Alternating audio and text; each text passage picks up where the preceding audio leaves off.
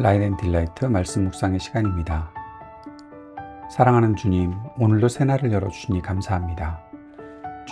주님께서 온 땅을 감찰하시는 분이시며 역사를 주관하시는 만군의 하나님이심을 믿습니다.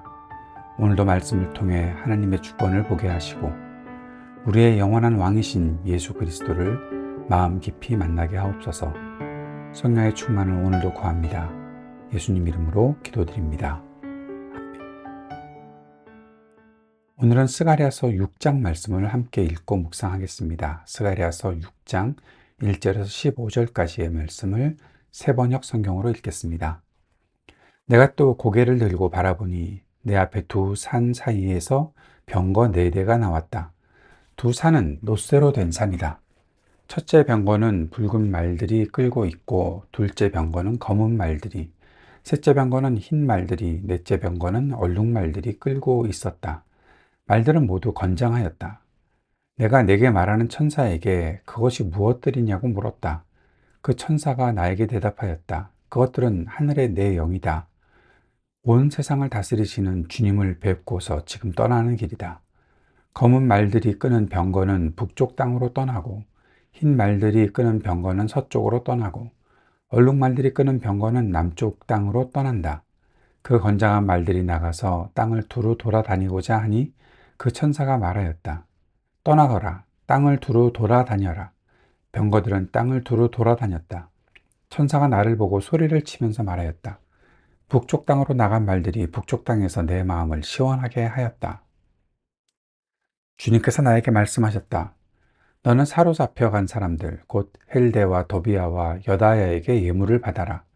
그들은 바벨론에서 와서 지금 스바냐의 아들 요시아의 집에 와 있으니 너는 오늘 그리로 가거라. 너는 은과 금을 받아서 그것으로 왕관을 만들고 그것을 여호사닥의 아들 여호수아 대제사장의 머리에 씌워라. 너는 그에게 이렇게 말하여라. 나 만군의 주가 이렇게 말한다. 이 사람을 보아라. 그의 이름은 새싹이다. 그가 제자리에서 새싹처럼 돋아나서 주의 성전을 지을 것이다. 그가 주의 성전을 지을 것이며 위엄을 갖추고 왕좌에 앉아서 다스릴 것이다. 한 제사장이 그 왕좌 곁에 설 것이며 이 두 사람이 평화롭게 조화를 이루며 함께 일할 것이다. 그 왕관은 헬데와 도비아와 여다야와 스바냐의 아들 헨, 곧 요시아를 기념하려고 주님의 성전에 둘 것이다. 먼 곳에 사는 사람들이 와서 주님의 성전 짓는 일을 도울 것이다. 그때야 너희가 만군의 주님께서 나를 너희에게 보내셨다는 것을 알게 될 것이다. 너희가 주 너희 하나님께 진심으로 순종하면 이 일이 이루어질 것이다. 아멘. 스가랴서 6장 말씀을 함께 읽었습니다. 혼란스러운 현대 사회 속에서 하나님의 주권을 신뢰하고 예수 그리스도를 통해 우리가 어떤 정체성을 가지고 살아야 하는지를 생각하게 하는 말씀이 바로 오늘 본문 말씀입니다. 6장에서 스가랴가 보았던 8가지 환상의 마지막 장면과 그 환상이 실제 삶으로 이어지는 놀라운 대관식 장면을 우리가 마주하게 됩니다. 우리가 사는 세상을 보면 참으로 혼란스럽습니다. 국제 정세는 하루가 다르게 변하고 전쟁과 기근 그리고 사회적인 갈등이 끊이지 않습니다. 뉴스를 볼 때마다 우리는 이런 질문을 던지게 되죠. 도대체 이 역사가 어디로 흘러가고 있나? 과연 이 세상을 통제하는 분이 계시기는 한 것인가? 스가랴서 6장은 바로 그 질문에 대한 하나님의 명확한 대답이라고 보게 됩니다. 하나님은 보이지 않는 곳에서 역사를 주관하시는 하나님의 손길과 우리를 구원하실 진정한 왕이신 예수 그리스도를 보여주십니다. 1절부터 8절까지 4대의 병거가 나오죠. 이 4대의 병거는 하나님께서 결코 방관자가 아니시라는 사실을 말해줍니다. 스가랴 선지자는 두 놋쇠산, 구리산이라고도 하는데요. 이 구리산 사이에서 나오는 4대의 병거를 봅니다. 그런데 그 병거가 붉은 말, 검은 말, 흰 말, 그리고 얼룩말, 예. 그런데 건장한 말들이 끄는 병거들이라고 하고 있습니다. 이 병거들은 단순한 마차가 아닙니다. 5절에서 보면 천사는 이것들이 하늘의 내 영이다, 하늘의 내 바람이다 라고 말합니다. 세상을 감찰하고 심판하며 하나님의 뜻을 집행하는 하늘의 군대이고 하나님의 통치 도구다라는 것입니다. 우리가 주목해야 할 것은 이 병거들이 그 구리, 놋, 그 산사이에서 나왔다는 점입니다. 성경에서 구리는 흔들리지 않는 견고함과 심판을 상징하고 있습니다. 다시 말하면 이 세상의 역사는 우연히 굴러가는 것이 아니라 흔들리지 않는 하나님의 보좌와 하나님의 작정하심 속에서 출발한다는 것입니다. 8절에 보면 북쪽으로 나간 자들이 북쪽에서 내영을 쉬게 한다. 북쪽으로 나간 이 말, 그것을 언급하고 있는데요. 당시 이스라엘에게 북쪽은 그들을 멸망시키고 괴롭혔던 바벨론을 의미하는 것이었죠. 하나님의 병거가 그곳으로 가서 심판을 행하고 하나님의 정의를 세운다라는 것입니다. 그러자 하나님의 영이 쉬게 되었다. 진노가 풀리고 평안을 얻었다라고 말씀하십니다. 세상이 아무리 악해 보이고 불의가 득세하는 것처럼 보여도 하나님은 결코 역사의 방관자가 아니시라는 사실을 보여준다는 것입니다. 하나님은 지금도 하나님의 병거를 보내셔서 세상을 감찰하십니다. 억울한 자의 눈물을 닦으시고 오만한 권력을 심판하신다는 것입니다. 혹시라도 지금 내 인생이 또는 우리 교회, 우리 공동체가 혼란스러운 세상 한복판에 있다고 할지라도 이 모든 것을 운행하시는 분, 바로 그 운전대를 잡고 계시는 분은 하나님이시다. 하나님의 병거가 결국 우리 삶의 모든 어그러진 것들을 바로 잡으시고 마침내 하나님의 평강, 하나님의 샬롬을 가져다 주신다라는 사실을 우리가 믿어야 할 것입니다. 9절에서 14절까지는 여호수아의 대관식이 나타나 있죠. 여기서 우리는 제사장이면서 왕이신 그리스도를 보게 됩니다. 환상이 끝난 후에 하나님은 스가랴에게 아주 구체적인 행동을 명령하십니다. 9절 이하를 보면 바벨론 포로에서 돌아온 사람들에게서 은과 금을 받아서 면류관을 만들어라. 그리고 그것을 대제사장 여호수아의 머리에 씌우라 라고 말씀하십니다. 충격적인 일이죠.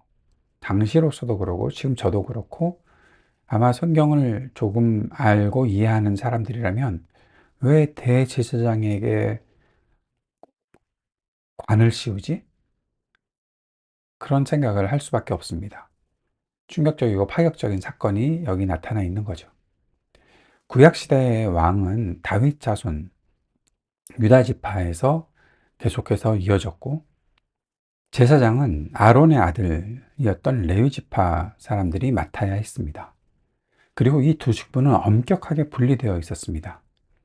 그런데 지금 하나님이 제사장의 머리에 왕관을 씌우라 라고 말씀하시는 거죠. 그리고 그렇게 실행이 된다는 것입니다. 이게 대제사장 여호수아 개인을 높이려는 그런 의도였을까요? 그것이 아닙니다. 12절에 보면 싹이라고 이름하는 사람이 자기 곳에서 솟아나서 여호와의 전을 건축할 것이다 라는 말씀이 있습니다. 여기에서 싹, 이것은 장차 오실 메시아, 곧 예수 그리스도를 예표하는 거죠. 예수님은 우리의 죄를 씻기시는 제사장이시면서 동시에 만물을 다스리시는 왕이십니다. 이것이 그래서 여호수아 대제사장에게 왕관이 씌워지는데, 그럼 이런 질문을 하게 되죠. 그래서 뭐 우리의 믿음의 삶에 어떤 의미가 있는 건데? 라는 질문을 갖게 되죠. 이것은 참된 평화의 모델이 아닌가라는 생각을 하게 됩니다. 왜냐하면 13절에 보니까 이 두 직분 사이에 평화의 의논이 있을 것이다 라고 말씀하는 거죠. 왕이 힘으로만 누르는 왕이 아니라 백성의 아픔을 짊어지는 제사장의 마음을 가진 왕이다 라는 것입니다. 우리 사회와 가정과 또 교회에도 이런 리더십이 필요한 거죠. 긍휼 없는 권위, 그것은 폭력이 되는 거죠. 능력 없는 사랑은 무기력입니다. 예수님은 왕의 권능과 제사장의 사랑을 겸비하신 분이십니다. 우리가 그분을 의지할 때 우리 내면의 갈등이 해결되기도 하고 진정한 평화가 찾아온다는 거죠. 이 사회의 모든 것에도 하나님의 샬롬이 임하게 된다는 것입니다.